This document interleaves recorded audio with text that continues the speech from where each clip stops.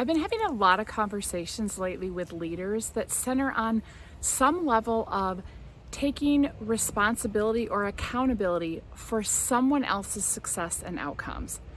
And this can look like things like, I don't want to have a difficult conversation with someone because I feel responsible if they feel bad or have challenges or difficulties with the message. Or maybe it's I jump in to take over because someone isn't doing it well, but I want them to be successful.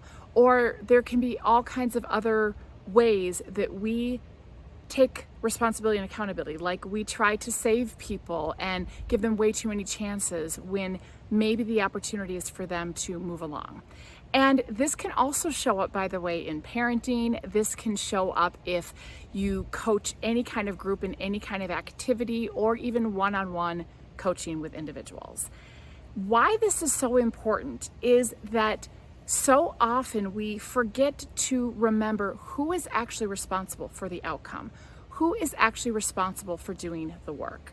So as an example for kids are responsible ultimately for their grades and doing the work. They're responsible for their outcome in an activity or a sport. When it comes to the workplace, individual employees are ultimately responsible for their success and how they show up and how they behave. Yet so often we try to save them. We try to take responsibility. And something I learned many, many years ago in one of my early coaching trainings that has stuck with me that is super helpful is, are you working harder on someone else's development, on someone else's success, on someone else's change than they are themselves? And if we are working harder than someone else when they are ultimately responsible for the outcome, we are putting our emphasis in the wrong spot.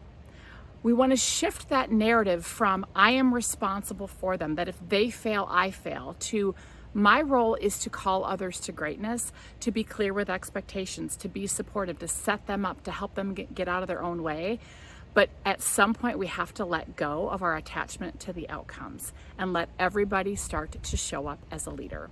So my invitation and my challenge for you this week is to notice where you might be jumping in and taking responsibility for outcomes that aren't actually yours, and see what happens if you instead put a boundary in place, call someone else to greatness, and focus on the things that you are responsible for.